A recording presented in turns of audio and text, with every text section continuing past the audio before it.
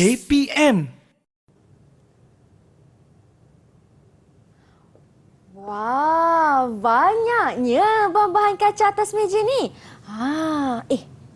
Tapi kan bahan-bahan semua ni diperbuat daripada apa Kawan-kawan tahu tak?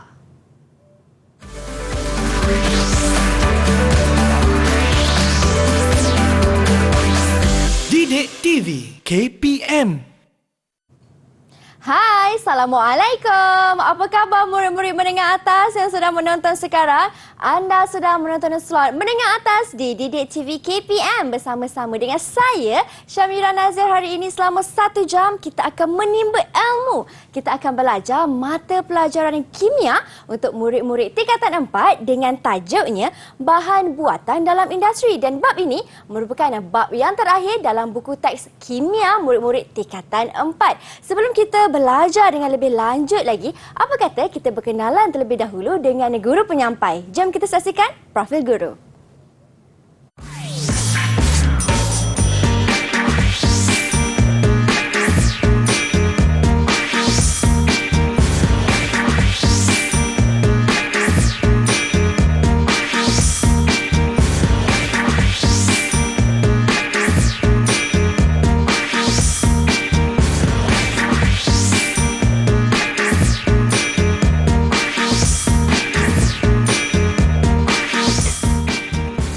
Baiklah, dan untuk hari ini di studio tak lupa juga turut serta bersama dengan kami Cikgu Juru Bahasa Isyarat iaitu Cikgu Nur Farazila Abdul Rahim dari Sekolah Menengah Pendidikan Khas Vocational Shah Alam Selangor. Apa khabar Cikgu? Terima kasih kerana sudi bersama dengan kami untuk hari ini. Baiklah, dan hari ini kita ada seorang guru kimia yang sangat luas pengalamannya iaitu Cikgu Hairul Nizam. Assalamualaikum Cikgu. Salam Mira. Apa khabar Cikgu? Alhamdulillah baik. Okey, terima kasih Cikgu kerana sudi bersama dengan kami pada hari ini Cikgu. Baik, hari ini kan Cikgu kita nak belajar tentang bahan buatan dalam industri. Tetapi sebelum tu kan Cikgu, dekat atas meja ni ada banyak sangat bahan kaca. Tapi bahan-bahan ni diperbuat daripada apa Cikgu? Okey, cuba Mira tengok kat depan tu ada apa. Depan sekali dalam beaker yang kecil tu ada apa? Beaker yang kecil sini? Yang sebelah dia. Di sebelah sini? Belah kiri. Belah kiri di sini? Okey, dalam tu ada apa? Macam nampak macam ada pasir Cikgu. Okey, so sebenarnya kaca dibuat daripada komponen utamanya adalah silikon dioksida. Dapatnya daripada pasir. Wah, baiklah. Dia perbuat, senang kata daripada pasir lah. Ya. Okey, kita nak tahu dengan lebih jelas lagi daripada Cikgu Hairul. Jom Cikgu, kita mulakan kelas kita untuk hari ini. Okey, baik. Terima kasih Mira. Kita mulakan kelas kita pada hari ini. Okey, so sebelum kita mulakan, saya mulakan dengan standard kandungan dan juga standard pembelajaran bagi tajuk bahan buatan dalam industri. So, seperti yang dipaparkan di sini, kita ada yang pertama 8.2 komposisi kaca dan kegunaan. Yang ke 8.3 kita ada komposisi seramik dan kegunaan. 8.4 kita ada bahan kompozit. So dalam segmen ini kita akan kaji kaca, seramik dan juga kompozit. So saya akan pergi yang pertama dahululah, kaca dan juga kegunaannya. Okey, so kaca. Kalau kita tengok kaca, okey, tadi macam Mira sebut, kaca sebenarnya dibuat daripada silikon dioksida atau kita panggil adalah silika lah, yang boleh kita dapat daripada pasir. Okey, so sebelum kita mulakan, okey, kita punya sifat jenis-jenis kaca, kita nak kaji beberapa aktiviti yang berkaitan dengan sifat asas kaca. Okey, so saya nak minta Mira buat eksperimen lah. Okey, so aktiviti yang pertama, okey, yang ini kita ada mentol, lepas tu kita ada lita lah, kita buat 1 lita lengkap. Okey, sekarang ni saya nak Mira buat, okey, cuba kita cantumkan, sambungkan wire. Menyala tak mentol tu? Ini kalau Mira sambungkan wire di sini Cikgu Okey. Okey, so mentol menyala, betul tak? Betul. Okey, so pemerhatian dia adalah mentol menyala. Okey, sekarang kita nak kaji. Okey, saya akan bekalkan kepada Mira 1 batang rod kaca lah. So kita nak tengok adakah kaca merupakan pengalih haba yang baik ataupun tidak. Okey, so kita buka sambungan tu.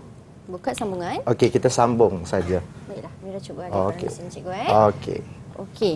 Kalau Mira sambungkan di sini, Okey. nampaknya kita tengok dulu kawan-kawan menyala ke tidak. Betul cikgu saya buat. Sebelahnya di sini Betul. Okey, tak apa Mira, Sat. Side dia kata. Okey, kita sambung. Dia maksudnya mentol ni dia kena sambung yang tu juga. Begini cikgu. Okey. Okey. Okey, ni sambung sana. Sambung belah sini. Okey. Tak menyala lah cikgu. Okey, so pemerhatian yang Mira dapat adalah mentol tidak menyala. Okey, apa inferen? Apa kesimpulan yang Mira boleh buat? Kalau mentol tidak menyala, ini kerana kaca merupakan penebat elektrik yang baik. Okey, pandai. Maksudnya kaca bukan pengalir lah elektrik kan. That's why kaca kita tak guna dalam pembuatan wire ataupun sebagainya. Okey. So sifat yang pertama, kaca bukan pengalir, merupakan bahan yang bukan boleh mengalirkan arus elektrik dengan baik. Okey. Itu adalah sifat pertama bagi kaca. Okey, kita pergi pada sifat yang kedua. Okey, untuk sifat kedua ni kita kena panaskan. Okey, disebabkan dalam studio kita tak boleh panas. So, saya telah buat satu video untuk Mira dan juga murid-murid di rumah. Okey, jom kita saksikan video ni. Okey, jom.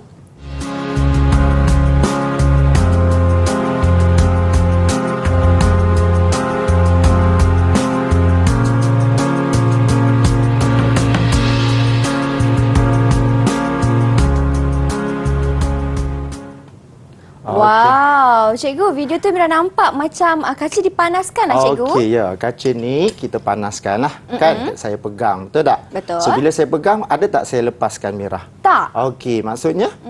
Maksudnya hujung kaca tak berasa panas cikgu. Ya, maksudnya saya boleh pegang semasa pemanasan. Kaca bukan pengalir haba yang baik. Okey, bukan pengalih haba yang baik. So disebabkan Mira bijak dan cemerlang, saya bagi 2 bintang untuk tampalkan dekat papan ganjaran. Terima kasih cikgu. Dah dapat kumpul 2 bintang ni. Tapi ini baru ciri-ciri kaca yang kedua. Okey. Bagaimana yang ketiga pula cikgu? Okey, untuk yang ketiga, okey, kita nak kaji sifat dia. Okey, tertera di sini kita ada satu botol asid sulfurik pekat lah. Okey, and then kita akan tuangkan dia dalam beaker. Okey, cuma asid sulfurik ni adalah asid pekat. So dia ada langkah keselamatan. Sepatutnya bila kita nak buat eksperimen ni, kita kena pakai sarung tangan. Sarung tangan. Okey, pakai sarung tangan. Okey, lepas tu sepatutnya kadang-kadang kita kena buat dekat dalam kebot wasap. Okey, kalau yang terlalu tinggilah asid. And then kita juga kena pakai glove lah, cermin mata makmal. Okey, untuk di sini kita dah sediakan, okey, dan kita dah cairkan sedikit. Okey, so kita ada rod kaca. So sekarang ni saya nak minta Mira rendam rod kaca ni ke dalam beaker. Okey, baiklah. Mira akan rendam dalam beaker ini. Beaker yang ada asid cikgu Ya. Okey, asid sulfurik pekat. Kita masukkan. Okey, cuba Mira tengok ada tak perubahan? Mira tengok kan cikgu, rod kaca ni macam tak berubah apa-apa pun, tiada sebarang perubahan cikgu. Okey, so pemerhatian Mira tiada perubahan. So apa kesimpulan inferen yang boleh kita buat? Kesimpulannya kalau Mira kata kaca tidak balas terhadap kimia. Okey, pandai. So maksudnya kaca tidak bertindak balas dengan bahan kimia. Tu sebab kaca untuk pengetahuan Mira, okey, kita simpan bahan kimia kebanyakannya dalam botol kaca. Botol kaca. Sebab dia tak bertindak balas. Okey. Kalau kita letak dalam botol plastik ke, mungkin dia akan bertindak balas dan sebagainya. So sifat yang ketiga kita ada apa tadi Mira? Ulang balik. Sifat yang ketiga ialah kaca tidak akan berlaku sebarang tindak balas dengan bahan kimia. Okey, pandai. Ataupun kita simpulkan dalam istilah kimia, lengai terhadap tindak balas lengai terhadap bahan kimia. Okey? Okey. So tu yang ketiga. Sekarang kita nak pergi pada sifat yang keempat. Sifat yang keempat. Okay, untuk sifat keempat ni sama juga. Kita melibatkan pemanasan. So di sini saya ada penunuh Bunsen lah. So kita ada salur kaca. Okey. Sepatutnya kita kena panaskan lah. Lepas tu kita tengok, kita bentuk dan kita tarik. So kita nak tengoklah apa perubahan yang ada pada kaca. Okey. Cuma disebabkan yang ini adalah proses pemanasan. So kita tak boleh buat di studio. So kita buat di makmal. Okey. Jom kita saksikan video. Jom.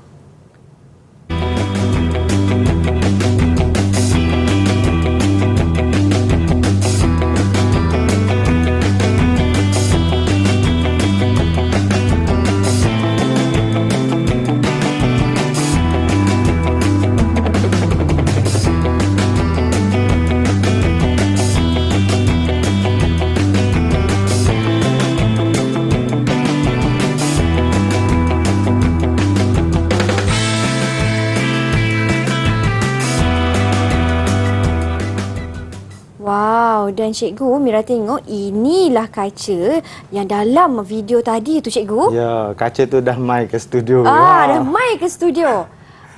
Okey. So, tadi kalau kita tengok video tu, apa pemerhatian yang boleh Mira buat? Daripada sebatang rod kaca, Mira tengok sekarang ni kaca ni dah pecah kepada dua. Okey. Maksudnya cikgu, kaca ni boleh dibentuk. Oh ya, pandai Mira. Okey. So maksudnya kaca sifat dia boleh dibentuk dan dipanaskan juga lah. Okey. Okey, tu sifat yang empat. So Mira dah buat eksperimen, saya bagi lagi 1 bintang. Terima kasih cikgu. Dapat 1 lagi ganjaran. Itu sebab kaca kalau kita tengok kat rumah kita ada perhiasan. Betul. Kan yang macam-macam bentuk lah. Okey. So sekarang ni kita tengok rumusan kepada sifat asas kaca.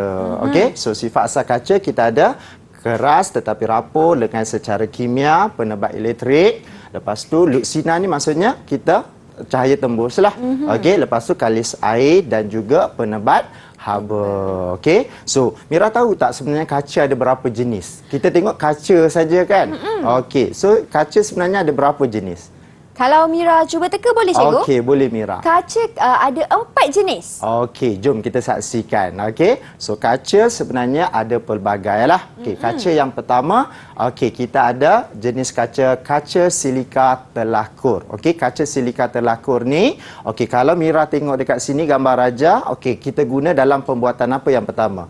Yang ini kita ada teleskop. Okey, yang kedua? Yang kedua, kita ada kaunter pembesar. Okey, pandai. Okey, untuk kaca silika telakur ni, kaca ni adalah kaca yang paling ringkas. Sebab apa? Komponen dan komposisi dia adalah silikon dioksida sahaja.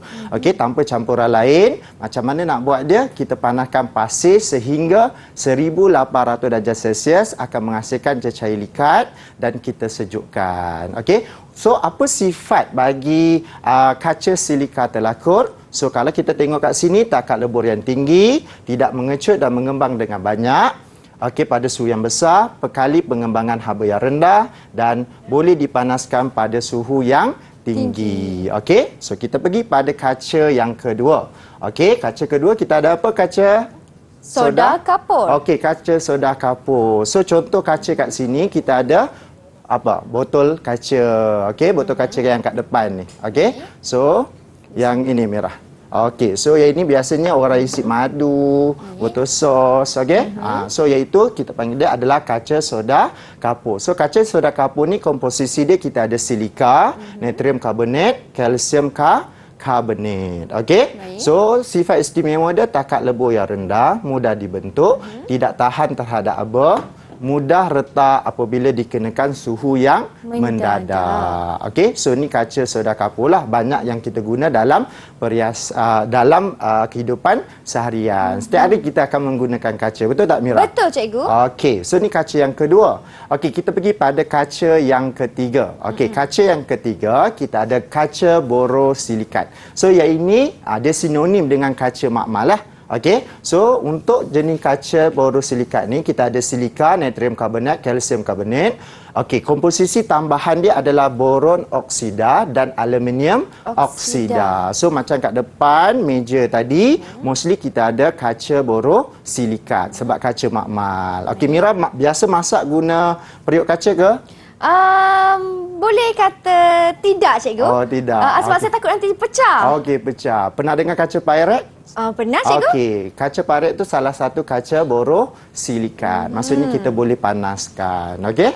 Okey, so ini adalah kaca borosilikat yang banyak kita guna dalam makmalah. So sifat dia pekali pengembangan rendah, tidak mudah retak apabila dikenakan tegangan terma, tahan aba apabila dipanaskan pada suhu yang tinggi. Okey, so kita pergi pada kaca yang last. Okey, ini kaca plumbum. Kadang-kadang kalau kita tengok rumah-rumah, okey, ada yang rumah yang suka barang perhiasan kaca. Okey, mostly dia adalah kaca plumbum. Okey, so kalau kita tengok kat sini kita ada apa? Okey, kalau saya pegang dekat sini, saya ada perhiasan bagi pokok bunga lah kan, bunga. Okey, so yang ini sebenarnya adalah jenis kaca plumbum. So apa komposisi bagi kaca ni? Kita ada silika, natrium karbonat, plumbum 2, oksida. So sifat dia yang kita ada, kaca lebih lembut dan tumpat, indeks pembiasan yang lebih tinggi, kelihatan berkilat. Kebanyakan kaca plumbum kita guna perhiasan di rumah. So yang kat sini kalau saya beri contoh, kita ada kaca, okey, kita buat perhiasan dan juga kita guna untuk prisma. Okey. Baiklah. Wow, maksudnya betul lah cikgu tekaan Mira. Kaca ni ada 4 jenis. Okey, pandai. So saya nak bagi Mira 1 bintang lagi. Wah, terima kasih cikgu. Mira dapat 1 lagi bintang. Jadi kawan-kawan dekat rumah, kalau nak dapatkan lebih banyak bintang bersama-sama dengan Mira dan untuk kita belajar lebih lagi tentang tajuk kita untuk hari ini, jangan ke mana-mana tau. Kita akan berhenti berehat seketika, kembali selepas ini hanya di slot Menengah Atas Didik TV KPM.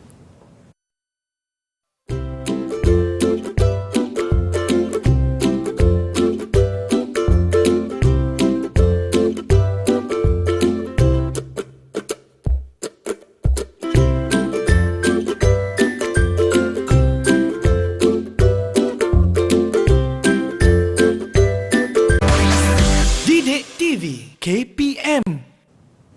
Baiklah, hari ini di Menengah Atas kita belajar tentang bahan buatan dalam industri untuk murid-murid tingkatan 4 bagi mata pelajaran kimia. Kita telah mengetahui tentang sifat dan juga jenis-jenis kaca. Dan untuk pengetahuan anda semua, kaca ada 4 jenis iaitu kaca silika telakur, kaca soda kapur yang kita boleh jumpa di rumah, kaca borosilikat yang kebanyakannya di dalam makmal dan juga kaca plumbum yang menjadi perhiasan dalam rumah. Dan sekarang di segmen ini kita nak tanya Cikgu Hairul apa pula perkongsian daripada cikgu. Silakan cikgu. Okey, terima kasih Mira. So kita teruskan pembelajaran kita. So hari ini kita akan belajar tentang komposisi seramik. Tadi kita belajar kaca, lepas tu kita belajar seramik. Okey, kalau saya sebut seramik, apa yang terlintas di fikiran Mira? Seramik. Kalau seramik yang terlintas dalam fikiran Mira, perhiasan cikgu. Okey, perhiasan yang banyaknya ada di rumah lah kan. Okey, so kita akan belajar komposisi seramik dan kegunaannya.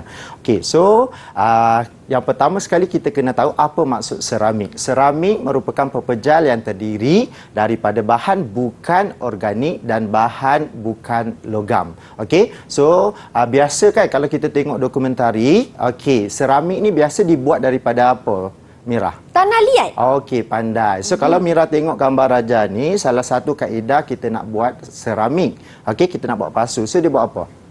Dia buat macam pasu tembikar tu cikgu. Okey, pasu tembikar. Lepas tu dia buat apa? Dia bakar terlebih dahulu. Okey, bakar. So proses asas untuk buat seramik, okey, kita ambil tanah liat, kita bentukkan. Lepas bentukkan, kita kita keringkan. Lepas keringkan, okey, sebenarnya masa kering tu kita masih boleh letak air dan bentuk semula. Okey, tetapi lepas dah kering, kita panaskan pada suhu yang tinggi. Okey, kita panaskan pada suhu yang tinggi, dia akan menjadi keras dan tidak boleh dibentuk semula. So dekat depan Mira tu, okey, ada beberapa seramik lah yang kat depan tu. Okey, kalau kita jumpa dekat sini, yang ni kita panggil mangkuk pijal lah di dalam makmal kan. Okey, yang sebelah tu, okey, Mira sebut apa yang ada kat situ? Di sini cikgu. Ya. Ini ialah batu bata. Okey, batu bata. Okey, yang sebelah sana kita ada bika. Yang itu pinggan sebenarnya. Pinggan. Mangkuk. Okey. Okey. Okey. So, yang itu sebenarnya bahan yang berasaskan seramik. So, berdasarkan bahan tu, okey, cuba Mira cadangkan kat saya, apakah sifat asas bagi seramik? Sifat asas bagi seramik, cikgu. Sifat asas untuk seramik, kalau Mira kata boleh dibentuk. Okey, boleh dibentuk daripada mula dengan tanah liat lah.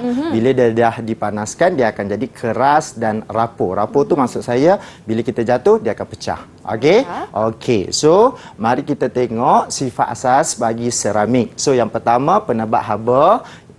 Okey, yang kedua kita ada rintangan haba tinggi. Yang ketiga mudah pecah, lengai secara kimia, penebat elektrik dan keras dan kuat. Okey, so yang ini sebenarnya kalau kita tengok sifat asas seramik ni dia lebih kurang sama dengan kaca tadi. Dia seolah adik-beradik lah kan. Okey.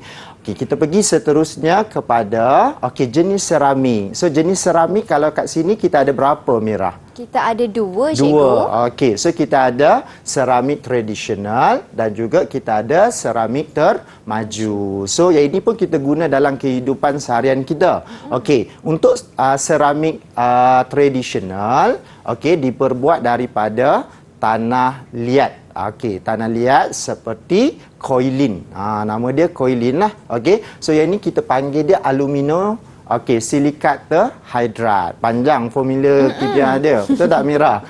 Okey, so untuk seramik tradisional, kita ada tembikar, batu bata dan juga mangkuk. Okey, kalau kat depan tu Mira tengok tadi tu kan, agak-agak kita nak kelaskan seramik tradisional ataupun seramik termaju. Kalau di sini ada mangkuk, ada batu bata, ada juga tembikar kecil di situ. Jadi Mira akan kelaskan dia dalam seramik tradisional, cikgu. Okey, pandai Mira. Okey, so termaju ke tradisional? Tradisional. Okey, pandai. Okey. So, untuk seramik termaju, yang ini yang diperluaskan lah. Okey, kita ada diperbuat daripada bahan buka organik seperti oksida, karbida dan nitrida. Okey, untuk seramik termaju ni kita guna dalam pembuatan cakera pemotong, cakera brake dan juga cincin tungsten karbida. Okey, kenapa kita gunakan dalam cakera brake? Okey, sebab seramik ni dia tahan rintangan dan kejutan terma. Kan kalau kita break tu kan. So that's why kita guna dalam cakera break. Okey, so yang ini adalah jenis seramik. So jadi Mira dan juga murid-murid di rumah kena tahu bahawa jenis seramik ada dua. Okey, so ini salah satu pengenalan bagi seramik. Sekarang kita nak tahu pula aplikasi penggunaan seramik dalam kehidupan seharian. So bila kita sebut pasal seramik saja, murid-murid dan juga mungkin Fiza teringat kita guna pinggan mangkuk, batu bata saja kan. Sebenarnya kita boleh guna dalam bidang perubatan.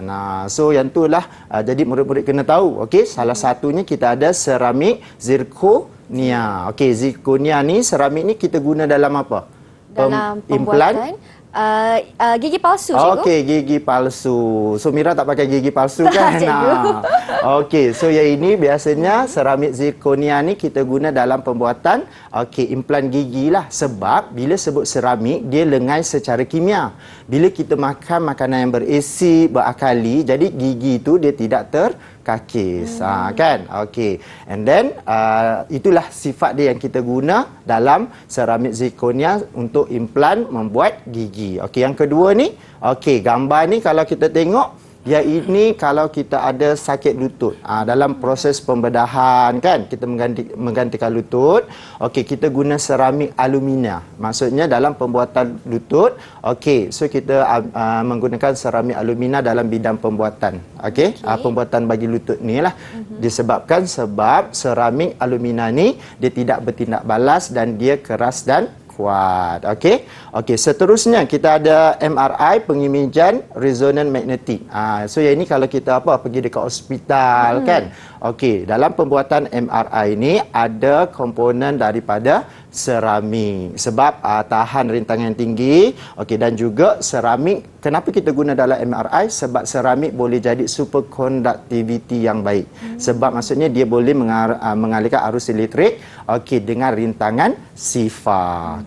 Okey, yang ini kita ada apa, Mira? Agak-agak Ini enjin dalam kapal terbang, cikgu. Okey, so yang ini komponen enjin dalam kapal terbang jet lah. Sebab kita tahu bila sebut kapal terbang enjin, kapal terbang jet ni dia punya suhu sangat tinggi. Okey, jadi kita menggunakan seramik disebabkan seramik tahan haba dan juga dia takat lebuh yang tinggi. Okey.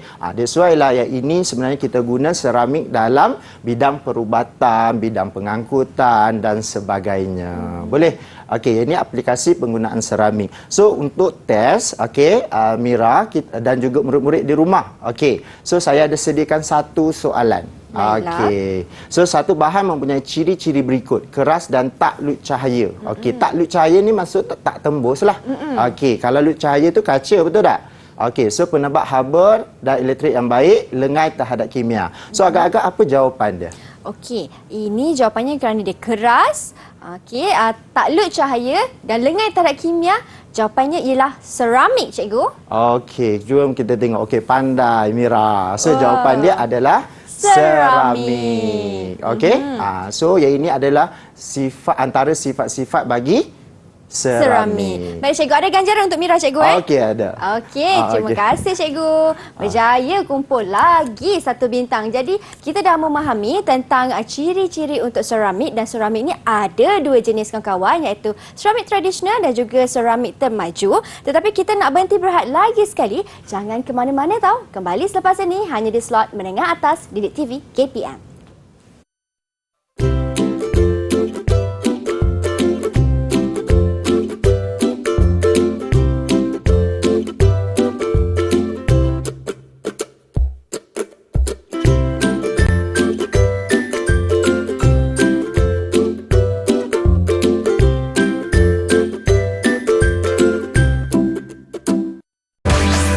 Didik TV KPM. Baiklah, kita telah pelajari tentang sifat-sifat kaca dan juga tentang sifat seramik. Apa yang Mira boleh simpulkan, kaca dan juga seramik ada juga persamaan. Sepertinya lengai terhadap tindak balas kimia dan juga keras dan rapuh. Dari segmen ini, kita nak tanya Cikgu Hairul, apa pula yang Cikgu nak terangkan kepada saya dan juga murid-murid di rumah dalam tajuk kita bahan buatan dalam industri. Silakan Cikgu Hairul. Okey, terima kasih Mira. So sebelum ni kita dah belajar kaca, lepas tu kita belajar seramik. So kali ni kita nak belajar adalah bahan komposit dan kepentingannya. Bahan komposit ni sebenarnya Mira dan juga murid-murid adalah campuran.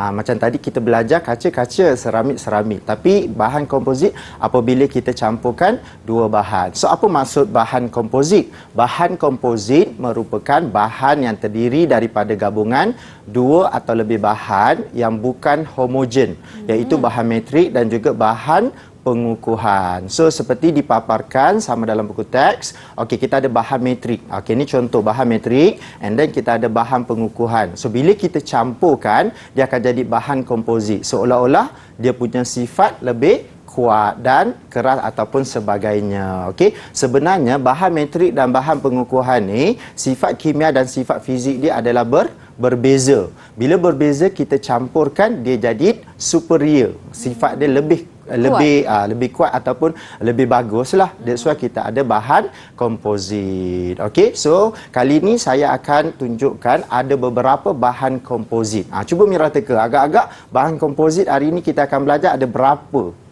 Hari ini kita akan belajar ada dua, Cikgu. Okey, ada dua. Okey, jom kita tengok. Tak apa. Okey, so yang pertama, bahan komposit yang kita ada adalah konkrit yang diperkukuh. Okey. So kalau kita tengok gambar rajah pertama ni, kita ada apa, Mira? Kita ada jambatan, Cikgu. Okey, jambatan. Yang kedua, kita ada bangunan KLCC. Okey, KLCC. Sebelah tu? Sebelah tu kita ada empangan. Okey, empangan. So konkrit yang diperkukuh adalah tujuan dia untuk membuat ataupun pembuatan kepada jambatan dan bangunan. Okey. So apa sifat bahan komposit ini? Okey, sangat kuat, mampu menahan regangan, tidak mudah retak, tahan kakisan, mudah dibentuk pada sebarang bentuk. Okey, biasanya bahan komposit ni kita campurkan apa? Nak buat bahan komposit, kita akan campurkan simen, kita campurkan apa? Keluli buat dia punya tertulang. Betul. Kan? Okey, kita campurkan batu. So dia akan jadi konkrit yang diperkukuh. Cuba Mira bayangkan kalau bangunan dibuat daripada simen saja. Apa akan jadi bangunan tu? Tak begitu kukuh, cikgu. Okey, that's why kita guna bahan komposit, kita ada konkrit yang diperkukuh. So ini yang pertamalah, bahan komposit yang pertama. Okey, kita tengok bahan komposit yang kedua, kita ada kaca gentian. So kaca gentian kat sini saya bawa satu contoh. So Mira boleh tengok kat depan warna putih tu apa? Ini ialah helmet. Okey, helmet kan? Okey, tahu tak murid-murid dan Mira, sebenarnya helmet, okey, pembuatan dia kita menggunakan kaca gentian. Okey, selain daripada helmet, kita ada kita guna bumper kereta lah. Bukan buat kereta. Kereta tu kita buat daripada besi kan. Okey.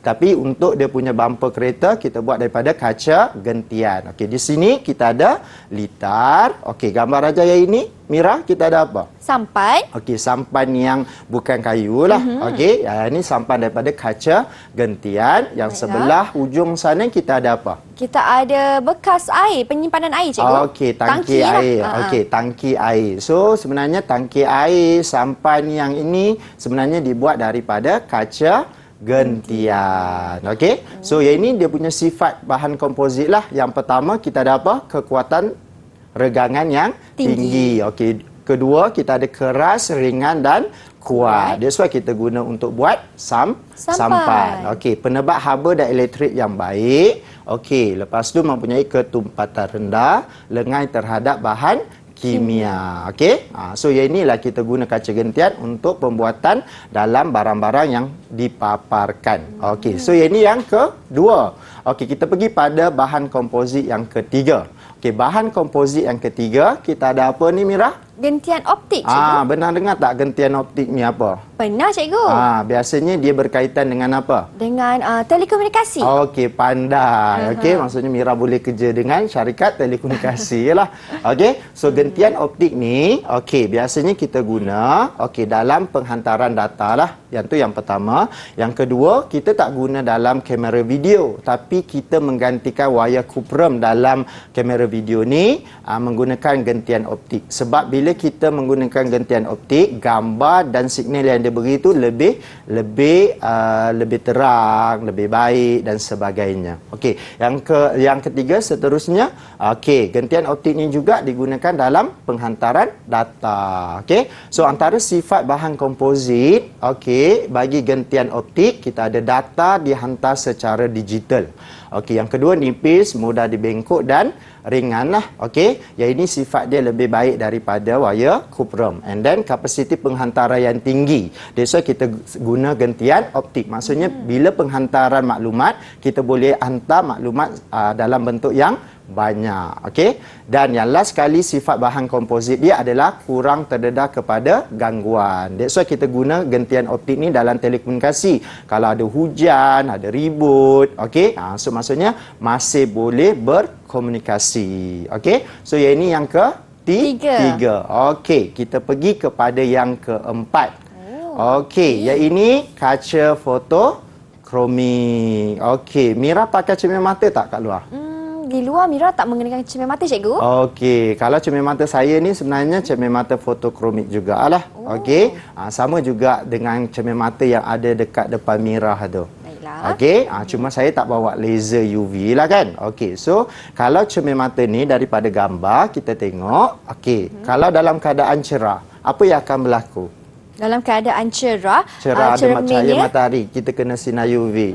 Cerminnya akan bertukar menjadi gelap, cikgu. Okey, akan menjadi gelap. Kalau dalam keadaan malam, cerminnya akan kembali ke warna asal. Okey, so yang inilah sebenarnya kaca fotokromik. fotokromik. Okey, selain daripada kaca fotokromik, kita guna untuk membuat cermin mata, kita guna juga untuk membuat cermin pada bangunan. Okey, dan juga kita ada cermin hadapan kereta. Okey, sebab kita nak menghalang daripada sinar UV.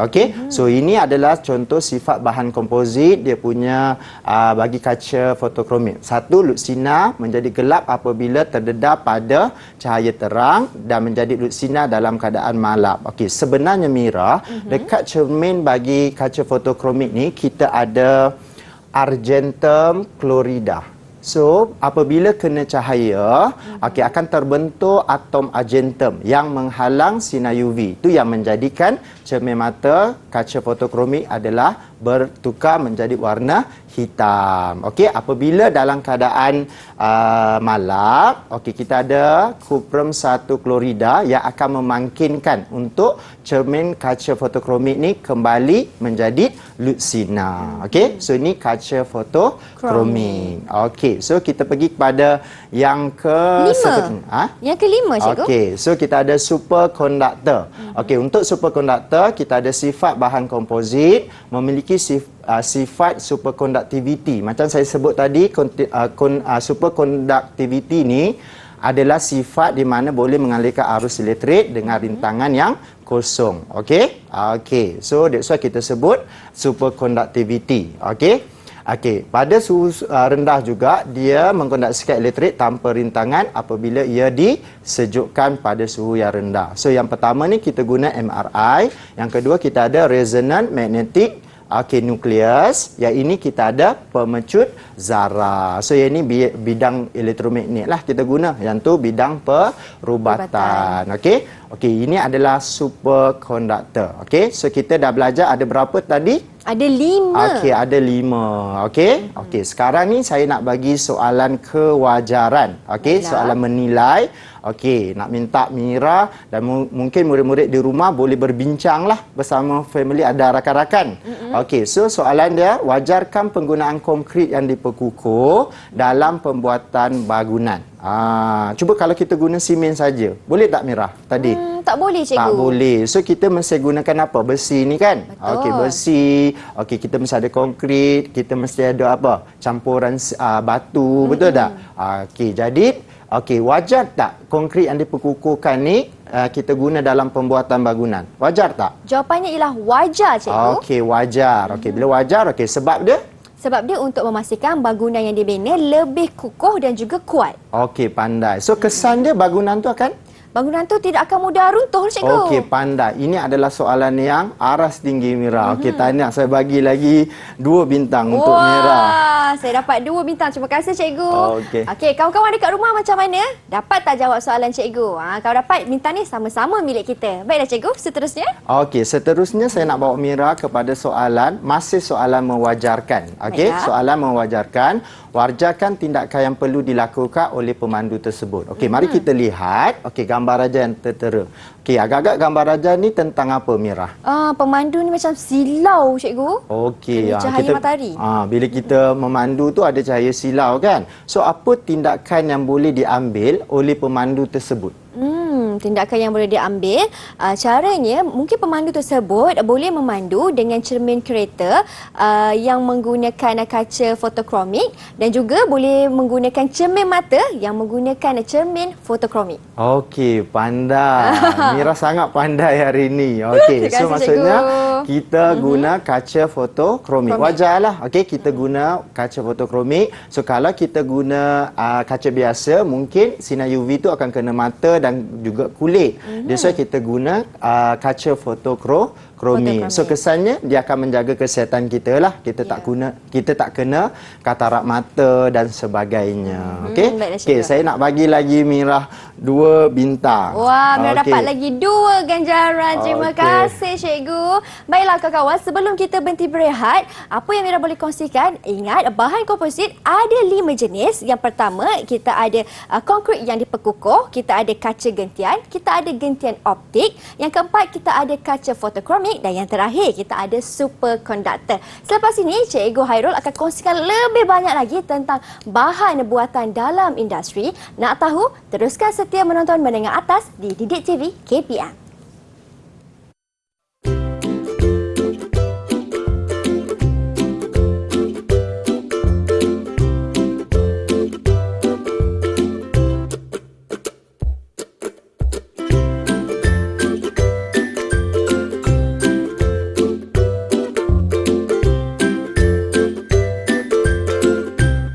Didik TV KPM.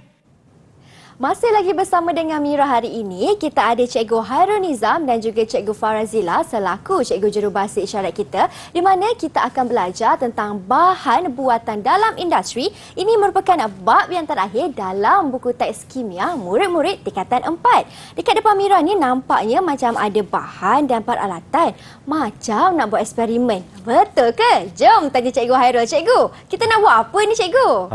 Ya, banyak barang kan Mira kan. Okey, so kita sebenarnya bukan nak masak kan. Kalau tengok ada apa? Ada bekas makanan kan?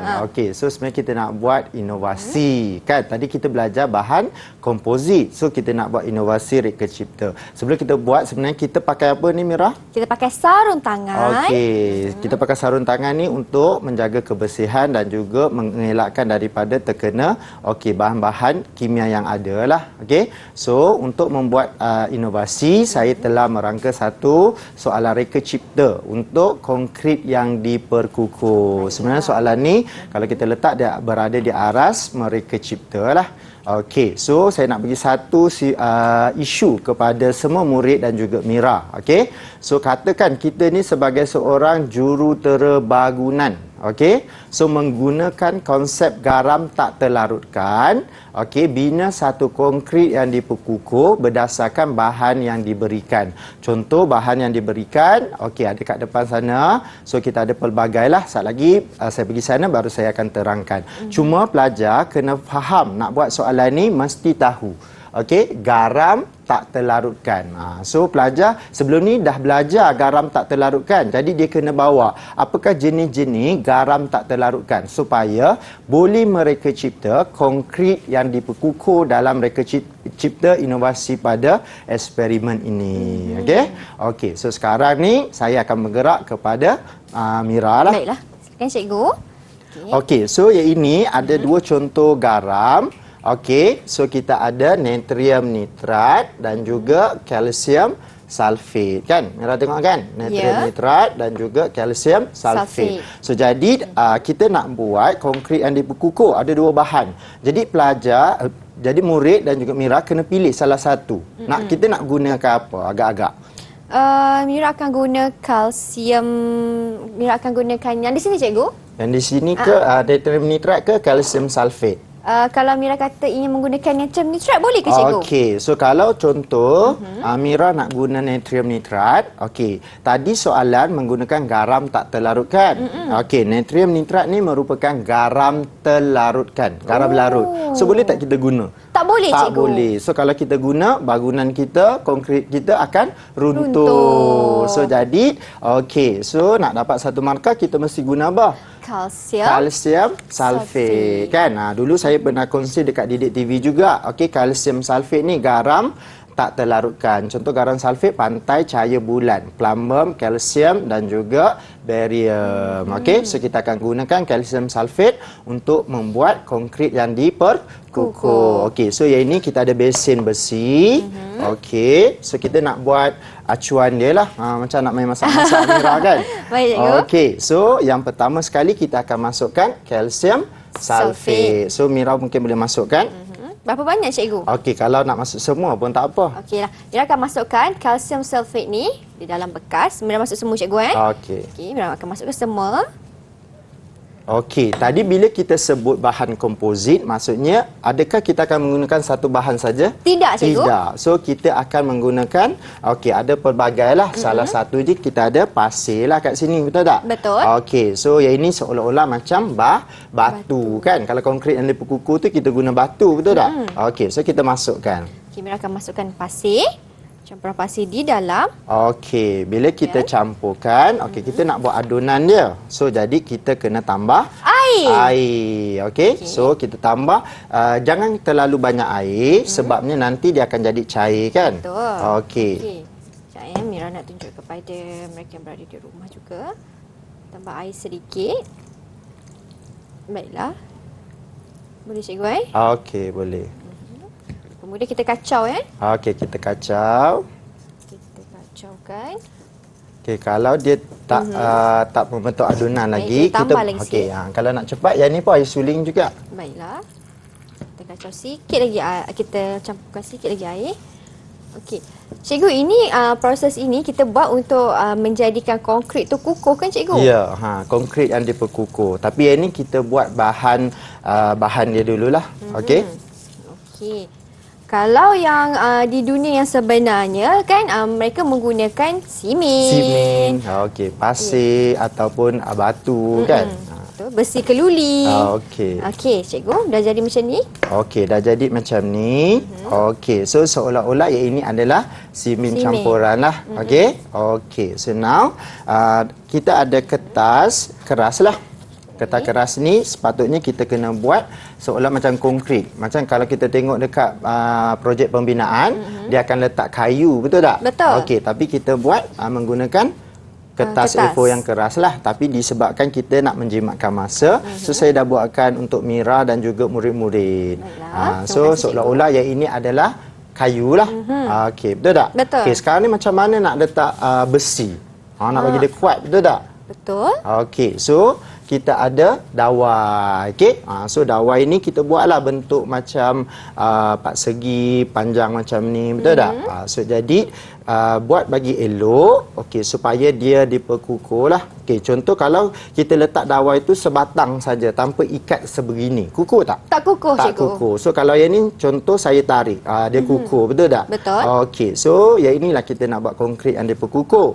So kita akan letak di atas ni. Okey. So dalam ni kita akan masukkan konkrit yang di perkukuh tu, dia punya dawai besi lah sebagai simulasi kepada besi. Okey, lepas tu kita akan masukkan. Kita akan campurkannya. Campurkan. Okey. Kalau saya guna tangan boleh ke cikgu? Boleh. Lebih mudah kan kalau menggunakan tangan. Okey. Kita masukkan di dalam.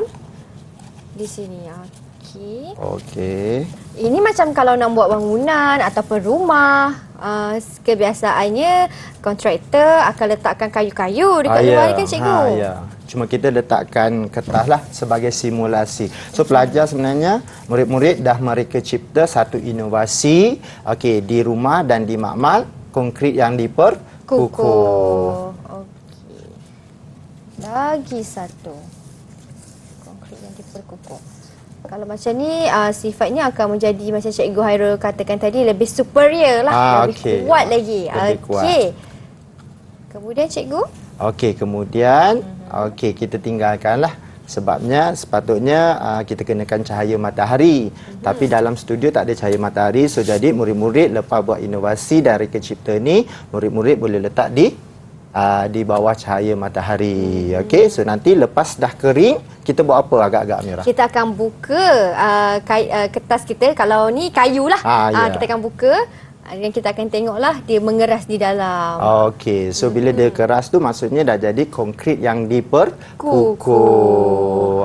So inilah cara contoh simulasi, reka cipta, inovasi kita nak buat untuk konkrit yang diperkukuh. So nanti murid-murid mungkin boleh guna lagi lah, mungkin boleh buat bahan lain. Betul. Kan. Okey, sebenarnya tadi saya sebut kita ada kalsium sulfat kan? Ya, betul cikgu. Okey, kalsium sulfat ni sebenarnya bahan dia boleh diguna juga, boleh digantikan dengan garam tak terlarut kaya lain. So jadi murid-murid kena tahulah garam tak terlarut kaya lain tu apa contoh dia. Tapi biasa kita buat untuk reka cipta ni kita akan guna kalsium sulfat. Sebab kalsium sulfat ni lah yang kita buat contoh kita patah tangan. Bila patah tangan, okey kan kita kena simen kan. Antara bahan dia adalah kalsium sulfat. Ataupun kita panggil plaster Paris. Baiklah. Okey. Itu antara kegunaan lain kalsium sulfat tapi dalam bidang perubatan. Okey, Kan ya, kalau patah tangan dan lain-lain. Ini dalam bidang industri pembangunan ataupun industri bangunan rumah lah cikgu kan. Saya teringat ayah saya kan cikgu, kalau ayah saya bina tiang rumah ke apa, sebelum dia buka bukaan kayu tu dia akan siram dengan air terlebih dahulu. Biarkan selama seminggu dua untuk lebih mampat lagi lah. Keras lagi kan, kukuh lagi tiang tu. Okey. Baiklah cikgu, ada sedikit lagi penambahan dari cikgu Hairul? Okey, tak ada. Cuma nanti mungkin murid-murid dan guru-guru juga boleh buat inovasi yang lain lah. Cuma yang ini saya bagi contoh dan idea untuk reka cipta bahan komposit bagi konkrit yang diperkukuh. Okey. Baiklah cikgu, memandangkan cikgu pun dah jelaskan dengan orang kata terperinci tajuk kita untuk hari ini. Kita pun sudah sampai di penghujung kelas kita. Sedikit rumusan daripada cikgu Hairul. Okey, sedikit rumusan daripada saya. Sebenarnya tajuk ni sangat penting sebab dia dekat dengan kita lah, aplikasi kehidupan seharian kita. So, sepanjang kita melaksanakan pembelajaran pada hari ini, saya telah melakukan pembelajaran di bilik darjah lah, PBD. Okey, so jadi murid-murid saya harap boleh mengikuti pembelajaran pada hari ini, dan sekiranya murid-murid ingin membuat latihan berkaitan dengan pembelajaran hari ini, boleh merujuk buku teks dan dapatkan latihan dan juga nota serta pelbagai video di laman web KPM iaitu Sumberku. Wah, okey. Jadi murid-murid di rumah bolehlah terus pergi ke laman web Sumberku. Dan cikgu, bagaimana pentaksiran keseluruhan Mira untuk hari ini selaku anak murid cikgu? Okay, untuk pentaksiran pada hari ini saya boleh bagi Mira 5 bintang. Wah, 5 bintang. Tapi kalau kita tengok kat sini dah nak hampir cecah 10 bintang dah cikgu. Maksudnya cemerlang cikgu Ya, sangat cemerlang. Baiklah, alhamdulillah, terima kasih cikgu Hairul. Diharapkan ilmu yang cikgu Hairul curahkan kepada murid-murid memberi manfaat terutama sekali untuk kawan-kawan faham dalam bab kita yang kita belajar hari ini iaitu bahan buatan dalam industri. Terima kasih cikgu. Tak lupa juga Mira ingin ucapkan terima kasih kepada cikgu jurubahasa isyarat kita iaitu cikgu Farazila atas kesudian bersama dengan kami untuk hari ini. Teruskan menonton mendengar atas untuk lebih banyak lagi informasi yang menarik tentang mata pelajaran yang murid-murid akan pelajari di sekolah. Saya Syamira Nazir. Kita jumpa lagi. Assalamualaikum dan salam sejahtera. Bye.